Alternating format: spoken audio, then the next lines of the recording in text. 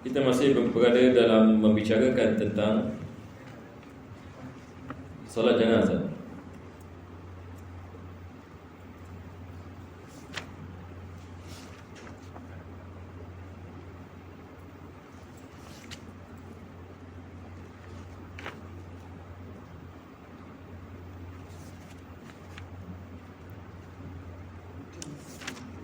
Bismillah.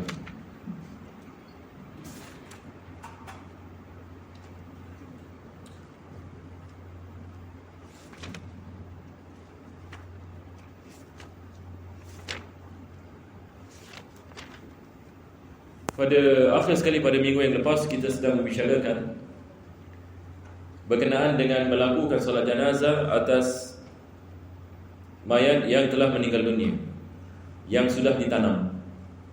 Jadi penulis membicarakan tentang beberapa syarat berkenaan dengan bagaimana kita nak menentukan bahawasanya solat jenazah kita itu sah. Maka apa yang penting adalah orang yang melakukan solat jenazah itu mesti mukallaf pada hari kematian. Ini yang akhir sekali kita membicarakan. Tapi kalau sekiranya misalnya satu orang belum lagi dilahirkan pada hari kematian, maka dia tidak boleh melakukan solat jenazah. Ataupun dia belum baligh, dia tidak boleh melakukan solat jenazah. Ataupun wanita ada haid pada hari itu, maka dia tidak boleh melakukan solat jenazah. Maka kita kena mengambil iktibar hari kematian. Yani hari kematian, adakah kita ahli dalam melakukan solat ke tidak? Itu soalan. Jadi saya rasa kita dah habis membicarakan tentang perkara ini. Dan kita akan teruskan daripada sini insya-Allah. Muka surat 346. Bismillahirrahmanirrahim. Hukum fardu mensolati mayat menjadi gugur kerana sudah dikerjakan oleh seorang lelaki, kanak-kanak yang mumayyiz, sekalipun ada yang baligh. Nah, di sini penulis mengatakan berkenaan dengan hukum fardu kifayah solat jenazah, adakah maksudnya mesti jamaah? Tidak, minimum satu orang lelaki. Yani kalau sekiranya satu orang lelaki melakukan solat jenazah ke atas mayat ini, fardu kifayah sudah diangkat.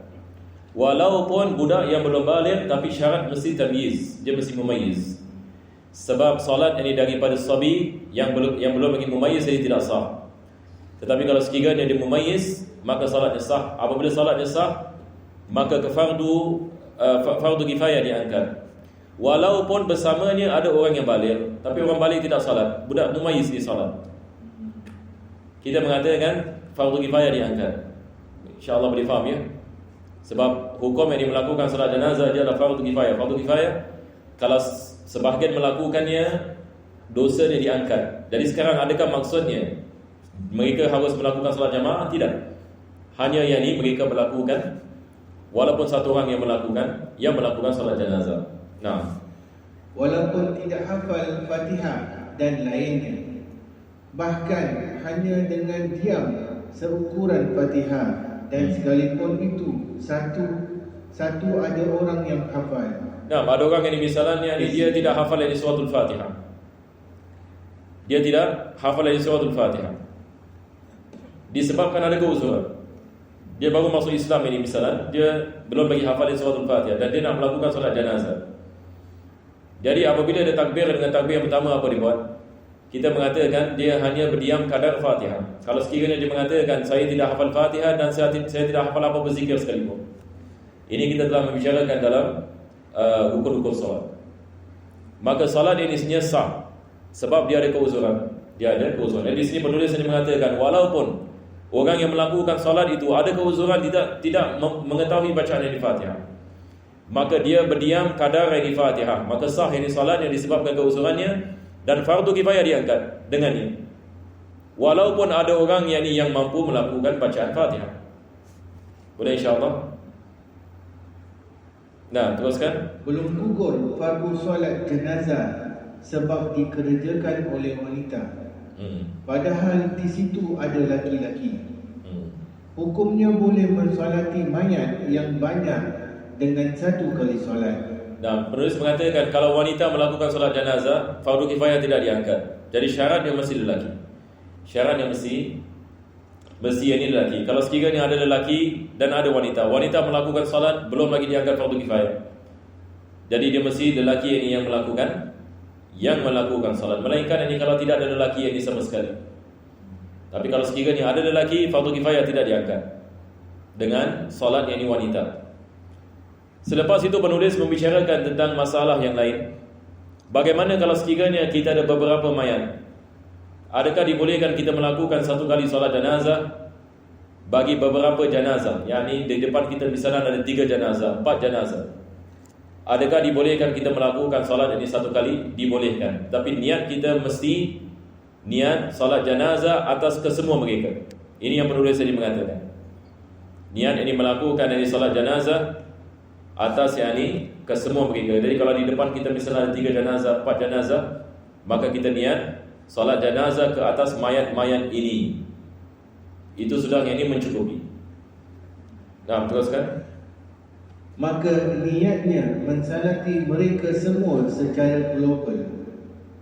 Nah, cara niat yakni sebagai misal usallil fardha ala man hadara min amwatil muslimin.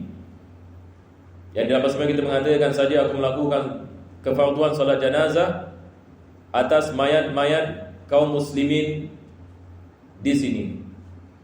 Ini cara yang kita melakukan niat. Ataupun yang kita mengatakan usallil fardha ala man shalla alaihi al-imam. Aku melakukan yang kefarduan solat jenazah seperti mana imam ini niat untuk melakukan solat. Jadi ini adalah daripada cara kita niat bagi melakukan solat jenazah bagi jenazah yang ramai. Jadi dibolehkan kita melakukan sekaligus, dan juga dibolehkan kita pecah-pecah. Ini maksudnya satu jenazah satu solat, satu jenazah satu solat pun boleh. Tapi kalau sekiranya jenazah ramai ini misalnya, maka dibolehkan kita melakukan dengan satu kali salat. Nah, teruskan. Haram menunda mensolati mayat sampai setelah penguburannya. Bahkan penundaan semacam itu akan menggugurkan kefarduan solat di atas kubur. Maka di sini penulis mengatakan diharamkan melambatkan. Diharamkan yakni kita melambatkan melakukan ini solat jenazah. Ini kita telah membicarakan yang sebelum ini. Kalau sekiranya tidak ada sebab, kalau sekiranya yang ini dia tidak ada sebab untuk melambatkan sedemikian, maka berkenaan dengan melakukan solat ini atas kubur juga kita telah membicarakan pada minggu yang lepas. Yang ini dibolehkan kita melakukan solat yang ini di atas kubur, maka hukumnya sama dengan melakukan solat yang ini sebelum yang ini ditanam. Jadi kalau sekiranya seseorang misalnya dia sedang menunggu kawan yang misalnya untuk datang untuk melakukan solat jenazah dan dia lambat, maka apa yang harus dilakukan adalah dia menanamkan jenazah itu. Maka selepas itu ini baru melakukan solat ini di atas kuburan. Yang ini bagi mereka yang datang terlambat. Ini kita membicarakan ini pada minggu yang lepas. Nah, teruskan. Haram mensolati jenazah orang kafir sebab berdoa memintakan ampun kepadanya adalah haram. Berdasarkan firman Allah Subhanahu wa taala yang artinya, janganlah engkau menyalati seseorang dari mereka untuk selama-lamanya. Termasuk mereka itu di sini adalah anak-anak kecil orang kafir, baik mereka telah mengucapkan 2 kalimat syahadah atau belum. Kerana itu mensolati mereka hukumnya haram. Nah, ini ada berkenaan dengan orang yang bukan Islam. Kalau sekiranya mereka meninggal dunia, maka tidak dibolehkan yang kita melakukan solat ke atas mereka, dan tidak dibolehkan kita mendoakan mereka. Ini berdasarkan dengan ayat yang di dalam ini Al-Quranul Karim. Allah mengatakan wala tusalli ala ahadi minhum mata abada. Yakni diharamkan kamu melakukan salat dan juga melakukan doa bagi mereka. Yakni kalau sekiranya mereka mati dan berkufuran, maka tidak dibolehkan kita mendoakan mereka, dan tidak dibolehkan kita melakukan salat jenazah ini bagi mereka.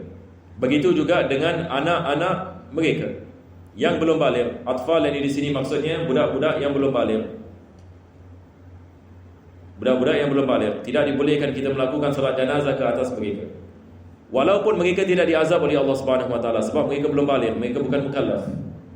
Tetapi tidak dibolehkan kita melakukan salat jenazah ke atas mereka sebab ini mereka bukan ini orang Islam. Boleh faham insya-Allah? Dari beliau mengatakan wa minhum atfal kufar sawa'un anataqu bi syahadataini am la. Sama ada mereka melafazkan kalimah syahadah ataupun tidak. Walaupun mereka melafazkan kalimah syahadah, tetapi mereka atfal, yang ini belum baligh. Ini kita nak pay attention sedikit ya. Sekarang ini penulis ini beliau mengatakan sekarang? Yang ini beliau mengatakan kalau anak ini orang yang bukan Islam, yang belum baligh, mengucapkan kalimah syahadah, yang ini dia mengatakan asyhadu an la ilaha illallah wa asyhadu anna muhammadar rasulullah, tetapi dia belum baligh, selepas itu dia meninggal dunia, adakah dibolehkan kita melakukan solat jenazah ke atas mereka? Soalan. Maka tidak dibolehkan. Sama ada mereka melafazkan kalimah syahadah ataupun tidak melafazkan. Soalannya adalah kenapa kalau sekiranya mereka melafazkan kalimah syahadah, kenapakah kita tidak boleh melakukan solat jenazah ke atas mereka? Apakah sebab? Boleh faham insya-Allah ya? Yang ini mereka melafazkan kalimah syahadah, selepas itu mereka meninggal dunia. Maka di sini penulis mengatakan tidak dibolehkan kita melakukan salat jenazah ke atas mereka walaupun mereka melafazkan kalimah syahadah. Apa sebabnya? Sebabnya adalah melafazkan kalimah syahadah daripada kanak-kanak yang belum baligh tidak dikira. Sebab mereka belum baligh. Mereka bukan yakni mukallaf. Boleh insya-Allah. Tetapi kalau sekiranya mereka sudah baligh dan mereka melafazkan kalimah syahadah, selepas itu mereka meninggal dunia, ini muslim ini. Ini wajib kita melakukan solat jenazah ke atasnya. Sebab ini dia sudah baligh. Itu beza. Tapi kalau dia belum baligh dan dia meninggal dunia, maka tidak dibolehkan kita melakukan solat jenazah. Sebab mereka adalah anak-anak orang yang bukan Islam. Berbeza kalau anak orang Islam. Sebab anak ini orang Islam, kalau salah satu daripada ibu bapa ni Muslim, maka kita hukumkan dia sebagai Muslim dengan kelahirannya, walaupun dia bukan mukallaf, tetapi dia mengikuti agama ibu bapanya. Jadi dia mengatakan tidak dibolehkan kita melakukan salat. Fatahrumus salatu alaihim. Fatahrumu yani salatu alaihim.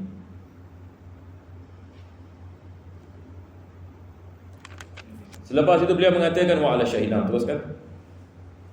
Ana mensalati jenazah orang yang mati syahid.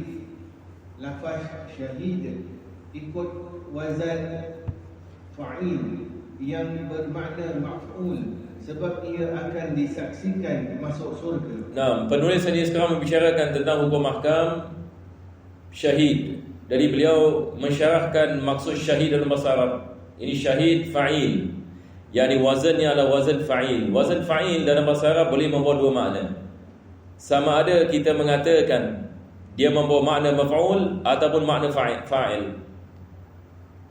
Jadi beliau menerangkan makna yang pertama, yakni makna maf'ul. Jadi bila kita mengatakan syahid, maksudnya masyhud. Syahid ini maksudnya masyhud, yang disaksikan. Ini adalah makna yang pertama. Kenapa yakni kita mengatakan dia disaksikan? Yakni dia disaksikan akan masuknya ke dalam syurga. Yakni dia dipersaksikan bahawasanya dia akan masuk ke dalam syurga. Ini daripada makna pertama, daripada makna syahid. Yakni dia disaksikan. Boleh faham insya-Allah? Yakni maksudnya satu orang kalau mati syahid, maksudnya dipersaksikan bahawasanya dia akan dimasukkan ke dalam syurga. Maka kematiannya adalah saksi baginya. Kematiannya adalah saksi yang baginya. Ini adalah makna yang pertama. Teruskan. Atau ikut wazan fa'il, kerana nyawanya menyaksikan syurga sebelum nyawa orang lain. Makna yang kedua adalah dia membawa makna fa'il. Jadi bila kita mengatakan syahid, maksudnya syahid. Apa maksudnya? Maksudnya rohnya, yakni yang terpisah daripada jasadnya, menjadi saksi bahawasanya dia akan dimasukkan ke dalam syurga. Jadi sama ada dia dipersaksikan ataupun dia menyaksikan. Nampak tak? Jadi makna syahid ini membawa kepada dua makna. Sama ada dia membawa makna maf'ul ataupun makna fa'il. Sebab wazan fa'il dalam bahasa Arab dia boleh membawa dua makna, maf'ul dan fa'il. Seperti habib. Habib ini apa maksud habib? Habib ini maksudnya mahbub. Habib dia wazan fa'il, tetapi dia membawa makna mahbub. Mahbub ini maksudnya maf'ul, yang dicintai. Betul ke tidak? Jadi bila kita mengatakan Habib, yakni dia, makna yang pertama adalah dia dicintai. Makna yang kedua adalah Habib, dia yang mencintai. Jadi bagaimana kita nak mengetahui makna yang dipilih adalah makna yang dicintai ataupun yang mencintai? Kita kena balik kepada konteks. Kita lihat kepada ayatnya, jumlah, baru kita boleh mengetahui ini adalah membawa makna maf'ul ataupun membawa makna fa'il. Nah, lafaz asyahid diucapkan pada orang yang berperang menjunjung tinggi agama Allah, dan orang ini disebut syahid dunia akhirat. Ini berdasarkan dengan hadis Nabi SAW. Ada orang menanyakan kepada Nabi, ya Rasulullah, apa itu fi sabilillah, yakni berperang ini jalan Allah. Maka Nabi mengatakan, antakuna kalimatullahi hiyal ulya, yakni apabila seseorang itu berjihad fi sabilillah, yakni bila dia berperang ini di jalan Allah Subhanahu wa taala, maksud yakni dia keluar yakni berperang ini supaya kalimah Allah ini, agama Allah yakni dimuliakan, agama Allah Subhanahu wa taala ditinggikan. Maka ini yang dimaksudkan dengan fi sabilillah. Jadi di sini penulis ini mengatakan apabila seseorang itu berperang dan dia dibunuh dalam medan pertempuran, dan maksud daripada dia pergi yang di peperangan ini adalah kerana agama Allah SWT, bukan yang disebabkan keduniaan, bukan disebabkan nak jadi wira misalan, bukan yang disebabkan ini perkara yang tidak ada kait dengan agama dan sebagainya. Tetapi yang dia keluar yang ini berperang ini hanya saja kerana Allah, untuk mendapatkan keredaan Allah, untuk meninggikan kalimah Allah Subhanahu wa taala. Nah, juga dapat diterapkan pada orang yang berperang bukan untuk membela agama Allah, tapi untuk tujuan lain. Nah, kalau dia kerana tujuan lain, misalnya dia nak dia kaya, misalnya dia tahu kalau aku pergi perang ini besar kemungkinan akan menang, ada harta perang. Jadi supaya ini kita dapat keuntungan. Ataupun yang ini dia pergi perang ini bukan kerana Allah, tapi sebab kabilahnya. Kabilah aku ini sebab kebanggaan. Zaman dahulu Arab Jahiliyah mereka ada kebanggaan. Yang ni kalau aku punya kaum ini pergi perang, aku mesti ini pergi perang. Kalau ini aku punya kaum ini melakukan sedemikian, aku harus ini membela mereka walau macam mana sekalipun, walaupun mereka salah. Aku nak kena bela ini aku punya kaum. Ini dipanggil hamiyah, hamiyatul jahiliyah.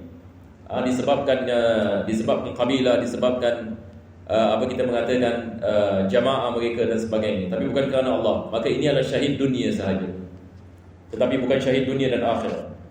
Jadi kita ada beza di antara syahid dunia dan akhirat dengan syahid dunia.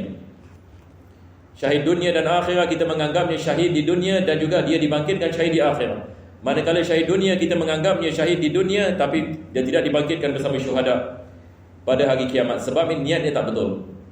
Niatnya tak betul, bukan kerana Allah. Nah, jika bisa diterapkan oleh orang yang terbunuh akibat suatu kezaliman yang menimpanya, orang yang mati sebab tenggelam, terbakar dan akibat penyakit perut, misalnya muntah atau diarrhea, dan orang-orang seperti ini dinamakan syahid akhirat. Nah, ini adalah jenis yang ketiga, syahid akhirat. Syahid akhirat orang yang meninggal terbakar, meninggal dibunuh, meninggal dizalimi, meninggal dipukul, meninggal ini disebabkan sakit perut, meninggal disebabkan tenggelam, meninggal disebabkan kena bom. Ini semua adalah syahid akhirat. Syahid akhirat. Yang ini maksudnya kita menganggapnya seperti orang mati biasa. Yang ini wajib kita solat ke atasnya, wajib kita mandikannya, wajib kita kafankannya. Tetapi pada hari akhirat Allah Subhanahu wa taala membangkitkan dia bersama para syuhada. Tetapi di dunia kita menjalankan hukuman, kita menjalankan ini hukuman ini seperti biasa. Jadi kesemuanya kita ada tiga jenis ya. Syahid ada tiga jenis. Syahid dunia, lepas itu kita ada syahid dunia dan akhirat, dan syahid akhirat. Jadi penulis ini memberikan misal orang meninggal dunia disebabkan kehausan, disebabkan kelaparan. Ini semua adalah daripada jenis syahid akhirat. Nah, begitu juga hukum memandikan orang yang mati syahid adalah haram sekalipun masih dalam keadaan junub, sebab Nabi SAW tidak memandikan orang-orang yang mati dalam perang Uhud. Haram menghilangkan darah orang yang mati syahid. Nah, juga tidak dibolehkan kita memandikan dia. Satu orang ini kalau mati syahid, dengan syarat-syaratnya, diharamkan kita mandikannya dan diharamkan kita menghilangkan darahnya, sebab darahnya akan menjadi saksi pada hari kiamat di hadapan Allah Subhanahu Wa Taala.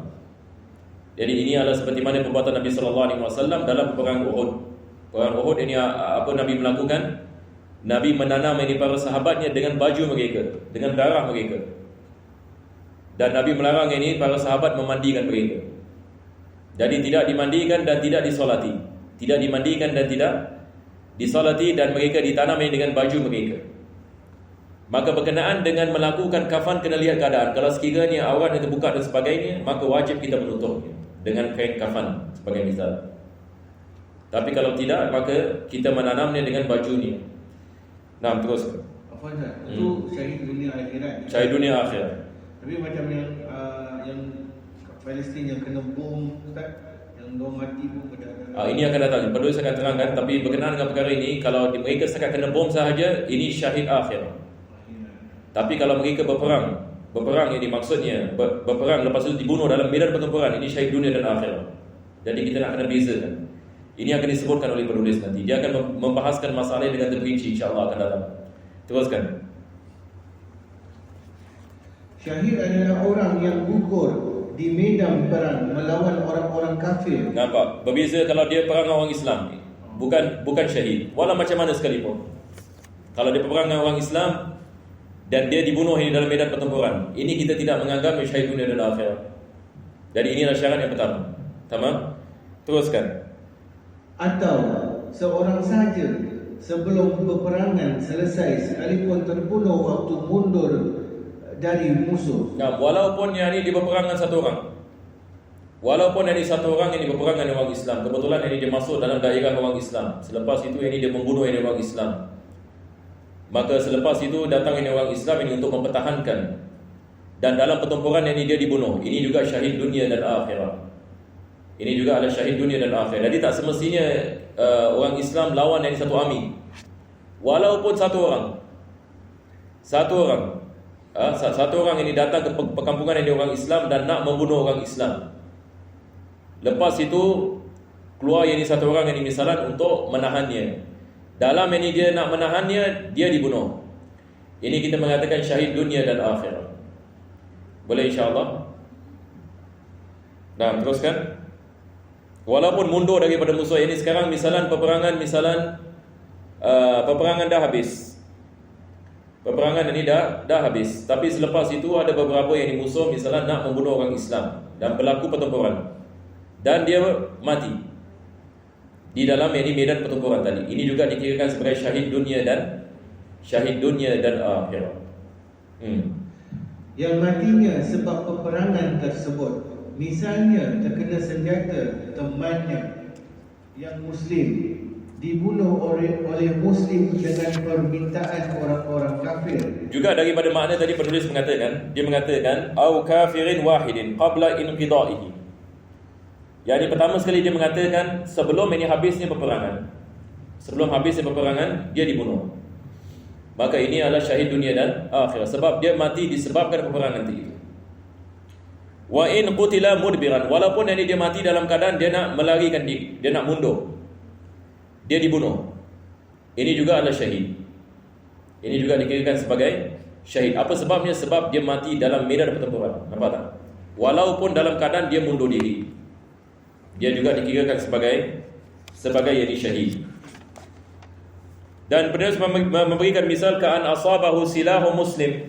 Sekarang ini bagaimana pula kalau sekiranya dalam medan pertempuran orang Islam nak menembak, tapi salah tembak pula. Nak tembak musuh, tertembak orang Islam pula. Syahid ke tidak ini? Ini misalnya. Misalnya seperti apa? Sekarang ini bayangkan yang ini berlaku peperangan. Tamam? Berlaku peperangan. Jadi biasanya bila berlaku peperangan ini, lebih-lebih lagi zaman sekarang, misalnya soldier ini dia akan scatter kan. Ada sembunyi kat sana, ada sembunyi kat sana, ada dekat atas building misalnya. Ada sniper kat atas, dekat bawah yang ini sedang prone dan sebagainya. Daripada belakang ini mereka akan shoot ini apa? Tank. Betul apa? Tank kan? Jadi kadang-kala ini kalau salah shoot ini apa jadi? Kena yang ni orang yang miskin yang dekat depan. Jadi dia nak shoot yang ni musuh, dia tertimpa orang yang dekat depan ni. Adakah ini syahid? Ini soalan. Adakah ini syahid? Penulis mengatakan ini adalah syahid walaupun yang ni dibunuh dengan silah muslim. Walaupun ini dibunuh dengan apa kita mengatakan silah ni apa? Weapon apa dalam bahasa Melayu? Selalu saya lupa apa ni.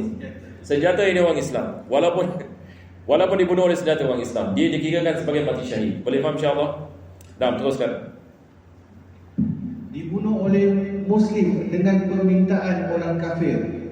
Ya salam, ini ada salah terjemahan ya. Ini kita kena tukar ya.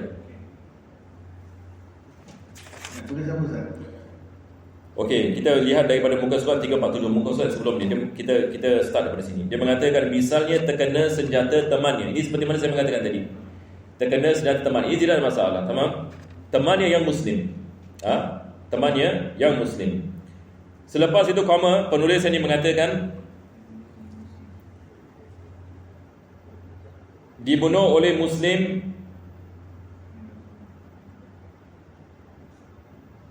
betul afwan. Ini yang selepas ni afwan.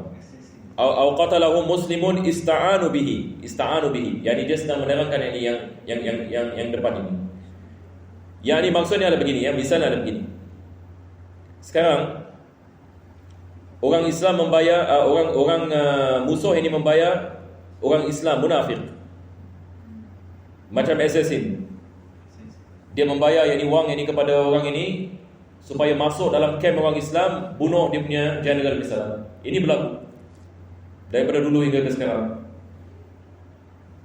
Jadi ada orang ini berpura-pura misalnya dia berpihak kepada orang Islam, tapi dia sembunyi-sembunyi ini akan bunuh ini orang Islam. Seperti Khawarij. Ini hatta berlaku ini pada zaman ini sahabat radhiyallahu anhum. Dan begitu juga yakni golongan yang dikenali sebagai Hasyashin. Dulu zaman dahulu ada golongan dikenali sebagai Hasyashin. Perkataan assassin daripada Hasyashin sebenarnya. Jadi golongan ini dibayar oleh orang yang bukan Islam. Mereka bunuh orang untuk dapatkan duit. Kalau zaman sekarang dipanggil apa macam hitman. Dipanggil hitman. Jadi sekarang mereka ini dibayar misalnya oleh musuh untuk membunuh ini orang Islam, dan orang Islam itu dibunuh dalam pertempuran. Maka ini juga dikirakan sebagai mati syahid. Ini yang penulis ini mengatakan. Ini dikirakan sebagai mati syahid. Maka tidak ada masalah ya dengan terjemahan di sini. Sebab saya ingat dia terjemahkan yang pertama tadi. Minta maaf. Jadi dia mengatakan dibunuh oleh Muslim dengan permintaan ini orang kafir. Yang ini sebab ini mereka membayar ini sebagai misal untuk membantu mereka membunuh ini orang Islam, dan orang yang dibunuh itu dikirakan sebagai syahid walaupun yang membunuhnya orang Muslim sendiri. Nah, teruskan. Jatuh masuk ke sumur waktu berperang. Nah, kadang-kadang dalam medan pertempuran ini kadang-kadang orang meninggal dunia bukan yang disebabkan dibunuh. Kadang-kadang ini terjatuh masuk perigi, misalnya perigi buta, mati. Yang ini dia nak lari, lepas itu yang ini termasuk lubang. Adakah ini syahid? Syahid. Sebab ini dia mati dalam medan pertempuran. Walaupun ini bukan dibunuh orang, tapi dia mati dengan sendirinya. Nah, atau tidak diketahui sebab kematiannya. Nah, kita lihat yang ni tentera ada satu soldier misalnya dia meninggal dunia dalam medan pertempuran, tapi kita tak tahu dia meninggal dunia kerana apa. Kenapa dia meninggal dunia? Kita menganggapnya sebagai mati syahid. Kita menganggapnya sebagai mati syahid. Nah, sekalipun tidak terdapat bekas darahnya. Nah, kita lihat kepada badannya tak ada bekas darah, tak ada apa. Kita pun tak tahu dia mati kerana apa. Apa sebab ini dia mati? Kita tidak mengetahui. Kita menganggapnya sebagai syahid. Jadi bila kita menganggapnya sebagai syahid, tidak boleh kita mandikannya, tidak boleh kita salatnya, kita menanamnya begitu sahaja. Nah, itu biasanya. Menurut pendapat yang asah, tawanan yang dibunuh setelah selesai peperangan tidaklah termasuk mati syahid. Nah, ini adalah misal yang lain. Satu orang ditangkap. Tentera Islam ditangkap. Selepas itu dibunuh dalam tawanan. Adakah ini mati syahid? Adakah ini mati syahid? Di sini ada khilaf di antara ini para ulama dalam mazhab Syafi'i. Pendapat yang dipilih bukan mati syahid. Apa sebabnya? Sebab dia mati bukan dalam medan pertempuran. Dia mati disebabkan kecederaan selepas ini pertempuran. Jadi tidak dikirakan sebagai mati syahid. Nah, tetapi dia dapat pahala ya. Dia dapat pahala yang di atas segala kesakitan yang dia mengalami. Yang segala pukulan yang Allah memberikan pahala yang dibagi. Begitu juga apabila dia dibunuh dalam keadaan sedemikian, Allah Subhanahu wa taala menaikkan darajatnya. Tetapi dia bukan dikirakan sebagai mati syahid, tapi dimuliakan oleh Allah Subhanahu wa taala. Sebab dibunuhnya bukan kerana berperang. Demikian pula orang yang mati setelah perang berakhir dan masih mengalami hidup mustaqirah, masih ada gerak yang disedari dengan beberapa alamat, sekalipun dapat dipastikan dia akan mati setelah itu akibat luka yang dideritanya. Seterusnya penulis ini membicarakan berkenaan dengan sebabnya. Kenapa kita mengatakan tadi satu orang kalau ditangkap, lepas itu dia dipukul sampai mati misalnya, ini bukan orang yang mati syahid. Apa sebabnya? Sebab dia mati bukan sebab berperang, tapi sebab ini dianiaya dan dipukul. Dia tidak dikirakan sebagai mati syahid. Selepas itu beliau mengatakan, wala man mata ba'da inqidaihi wa qad baqiya fihi hayatun mustaqirah. Dan juga bukan bagi seseorang yang meninggal dunia selepas habisnya perang dan dia masih hidup apabila habisnya perang. Dia belum mati lagi, dia masih hidup dengan kehidupan hayatun mustaqirah. Ini perlu saya terangkan. Mungkin saya memberikan misal ya. Sekarang misalnya ada begini. Satu orang ini misalan dia berperang. Dalam ini peperangan dia cedera. Dalam peperangan dia cedera tapi tak mati. Tapi dia cedera. Apabila habis ini peperangan dia masih hidup lagi. Dia masih hidup lagi. Dan kita boleh berbual dengan dia. Dia masih waras lagi dan sebagainya. Ini dipanggil hayatun mustaqirah. Di sini kita ada istilah hayatun mustaqirah dengan hayatun ghairu mustaqirah. Beza dengan satu orang yang misalan dia dalam medan pertempuran ini dia cedera. Tetapi selepas itu kecederaannya sangat dahsyat sekali sehingga kan orang mengatakan ini tak lama lagi dia akan meninggal dunia. Dan kita dah tak dapat berbual dengan dia sebagai misal. Sebab ini dia dalam keadaan yang hampir meninggal dunia. Di sini penulis ini mengatakan kalau sekiranya hayatun mustaqirah, maksudnya dia masih hidup lagi dan dia masih lagi boleh hidup selepas habisnya peperangan. Selepas beberapa hari dia meninggal dunia, adakah dia mati syahid? Apa tak? Misalnya, jadi satu orang ini setelah ini habis ini peperangan, dia masih hidup lagi. Dan kehidupannya adalah mustaqirah. Yakni maksudnya dia dapat menjalankan kehidupannya. Dia masih dapat menjalankan kehidupannya. Dia bukan ini ibarat ini satu orang ini dah dekat sakaratul maut. Yakni maksudnya dia masih hidup lagi. Kita boleh berbual dengan dia sebagai misal. Selepas beberapa hari dia meninggal dunia, maka di sini penulis ini mengatakan ini bukan mati syahid. Ini bukan yang mati syahid. Tetapi kalau sekiranya selepas habis ini peperangan, dia dalam keadaan hampir ini meninggal dunia, dia dalam keadaan yang sakaratul maut ini misalnya, tapi peperangan dah habis, dia belum lagi meninggal. Tapi ini kita mengatakan tak lama lagi dia akan meninggal. Selepas beberapa ketika dia meninggal, tapi dah habis peperangan. Adakah ini mati syahid? Ini mati syahid. Maka apa bezanya? Bezanya adalah kehidupannya selepas habis peperangan. Adakah mustaqirah atau bukan mustaqirah? Ini yang disebutkan oleh penulis. Mungkin kita baca lagi. Demikian pula orang yang mati setelah perang berakhir dan masih mengalami hidup mustaqirah. Hidup mustaqirah. Jadi mungkin kita letak bracket kat sini. Apa maksud hidup ini mustaqirah? Sebab dia pun tak terjemahkan ya? Masih ada. Apa dia mengatakan? Masih ada gerak yang disadari dengan beberapa alamat. Nanti ni kat mana ni? Masih okey. Dengan beberapa alamat. Yakni kita dapat tahu satu orang ini dia masih hidup dengan alamat. Betul ke tidak? Kalau dia masih boleh berbual, kita mengatakan ini mustaqirah. Yakni dia masih hidup. Maka dia bukan dari mati syahid kalau sekiranya dia meninggal dunia selepas itu. Nah, teruskan. Sekalipun dapat dipastikan ia akan mati setelah itu akibat luka yang diderita. Mengenai orang yang telah perang masih dapat bergerak seperti gerak hewan yang disembelih. Ini adalah ghairu mustaqirah. Nampak tak? Ini ghairu mustaqirah. Ibarat apa? Kita kalau sembelih kambing, selepas kita sembelih kambing ini kadang-kadang dia bergerak kan? Yang ni hatta kepala dia dah tak ada. Bila kita dah asingkan kepala ni, dia akan apa? Dia akan bergerak. Ini kita panggil hayatun ghairu mustaqirah. Yang ni kita bila lihat ini kepada dia, seolah-olah dia masih bergerak lagi, seolah-olah dia masih hidup lagi. Tapi sebenarnya dah tak ada kehidupan. Kalau sekiranya dia meninggal dalam keadaan seperti ini, selepas habis perang, ini dianggap sebagai syahid. Ini dianggap ini sebagai syahid. Nah, haiwan yang disembelih adalah dengan pasti dihukumi syahid. Nah, dengan pasti dihukumi syahid. Ini kita tidak ada khilaf. Kita tidak ada khilaf ini kalangan para ulama. Maka yang pertama ini ada khilaf berkenaan dengan hayatun mustaqirah. Nah, teruskan. Hayat mustaqirah menurut pendapat Imam An-Nawawi dan Al-Umrani adalah keadaan orang itu yang masih dimungkinkan untuk hidup barang 1 atau 2 hari. Ya, Alhamdulillah, ini Imam Nawawi memberikan yakni definisi untuk kita dapat yakni memahami lebih sedikit. Jadi Al-Imam Nawawi dengan Imam Al-Umrani. Al-Imam Umrani adalah salah seorang ini ulama Yaman. Beliau mengarang ini kitab yang masyhur, nama kitab Al-Bayan. Kitab Al-Bayan ini kitab yang sangat luar biasa. Setiap saya 30 jilid. Kitab Al-Bayan.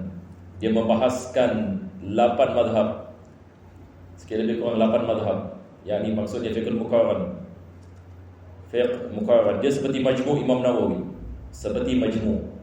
Jadi ini adalah Al-Imam ini Umrani. Maka beliau dengan Imam Nawawi yang mengatakan hayat mustaqirah, yang maksudnya kalau kita lihat orang ini dia boleh hidup bagi 1-2 hari. Tapi kita tahu dia akan meninggal dunia. Doktor mengatakan orang ini tak lama akan hidup. Tapi lagi 1-2 hari. Ini dia mengatakan masih hayatun mustaqirah. Hayat mustaqirah. Tapi kalau hayat ghair mustaqirah, anytime dia boleh meninggal dunia. Sebab ini dia sudah hampir di kepada sakarat. Nah, so hayat mustaqirah dia bukan syahid. Ya. Hayat Dia bukan syahid. Dia hayat ghairu mustaqirah. Kalau dia bukan mustaqirah, dia syahid. Tidak termasuk syahid pula orang yang tertangkap oleh orang-orang kafir kemudian melarikan diri dan akhirnya dibunuh. Ini juga tidak termasuk syahid. Dia ditangkap. Lepas dia ditangkap, dia larikan diri. Lepas larikan diri, dikejar dan dibunuh. Adakah ini syahid? Ini bukan syahid. Kenapa ini bukan syahid? Sebab ini bukan medan pertempuran. Yakni dia sedang melarikan diri. Dia bukan sedang berperang. Ini tidak dikirakan sebagai syahid, tetapi dia mendapat pahala di sisi Allah Subhanahu wa taala, yakni atas kesusahannya, atas kecederaannya, atas pembunuhannya. Itu tidak ada syak. Tapi di sini soalannya adalah adakah dia dikirakan sebagai syahid ini ataupun tidak? Jawapannya adalah dia tidak dikirakan sebagai syahid. Wallahu a'lam. Kita berhenti di sini ya, disebabkan masa. InsyaAllah kita akan meneruskan pada minggu yang akan datang insyaAllah. Ada siapa yang ada soalan?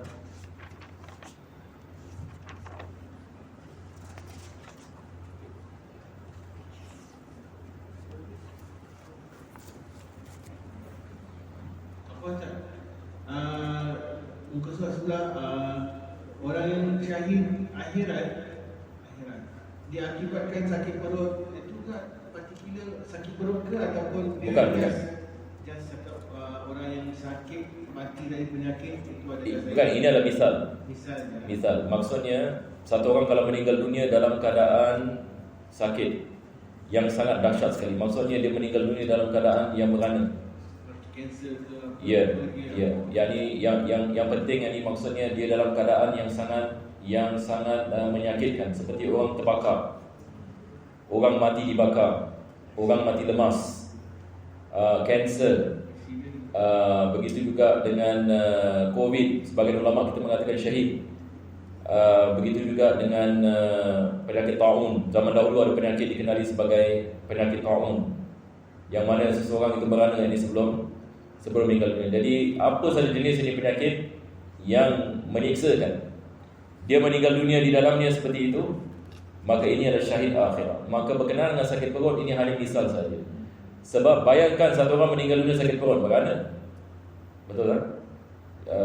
Perut ini kalau dia meninggal dunia kerana sakit perut, seperti wanita hamil misalnya, wanita nak lahirkan anak selepas itu meninggal dunia, ini syahid. Kalau sekiranya dia meninggal dunia dalam keadaan dia nak melahirkan anak, sebab yang berana yang meninggal dunia dalam keadaan ini seperti itu. Jadi ia menjadi sebab Allah mengampunkan semua dosa. Ini minimum. Semua dosanya diampunkan oleh Allah Subhanahu Wa Taala. Syahid akhirat, kesemua dosanya yang diampunkan oleh Allah Subhanahu Wa Taala. Itu sebab ini kadang-kadang kita lihat ada orang yang dia daripada hikmah Allah Subhanahu Wa Taala berlakunya tsunami, berlaku gempa bumi misalnya, kita lihat ini kesian orang yang dimati building ini dihempap ini ke atas ni, mati kena bom. Mati kena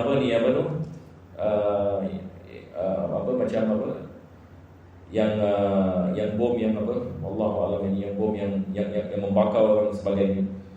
Tetapi hakikatnya mereka diampunkan oleh Allah Subhanahu Wa Taala, sebab ini mereka mati syahid, ini hakikatnya. Tapi inilah syahid yang akhirat. Itu sebab ini sebahagian orang yang hatta kita lihat subhanallah anak dia mati dia gembira. Sebab mengatakan saya gembira. Orang mengatakan kenapa awak gembira? Sebab alhamdulillah anak saya mati syahid. Ada sebahagian orang Islam subhanallah keyakinan dia sangat tinggi. Maka dia bila lihat dia berkata seperti ini, sebab dia faham, maka dia menjadi sebab ini kegembiraan. Dia bukan menjadi sebab ini kesedihan. Ini adalah perkara yang sangat luar biasa.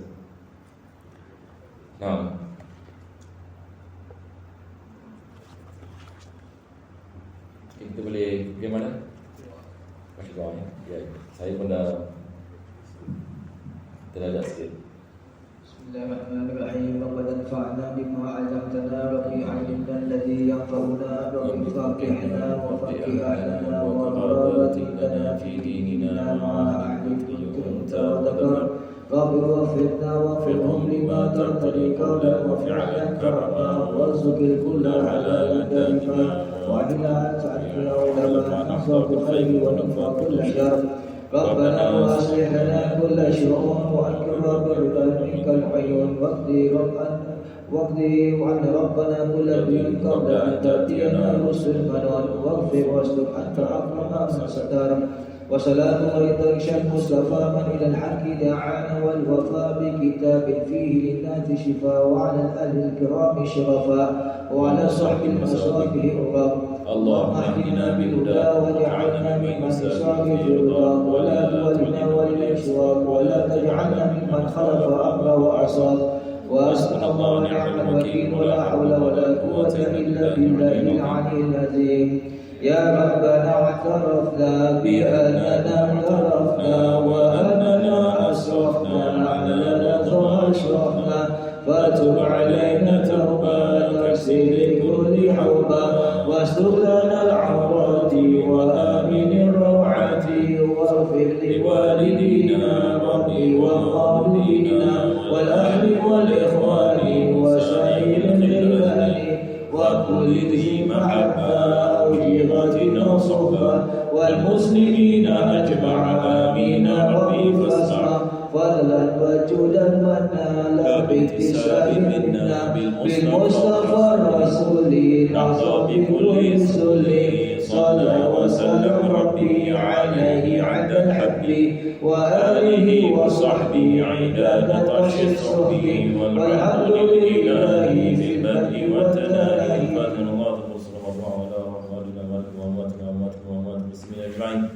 أن الله يترشح برحمته والمغفرة ويحفظ من المسلم بخير الموت والعافية ويسوي شأن كله ظاهرا وباطنا وإلى حضرة النبي صلى الله عليه وسلم. الفاتحة.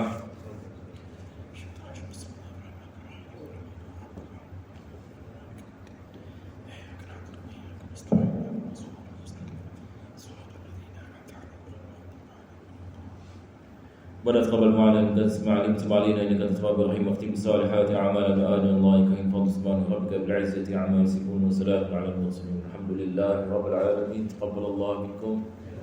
السلام عليكم ورحمه الله وبركاته.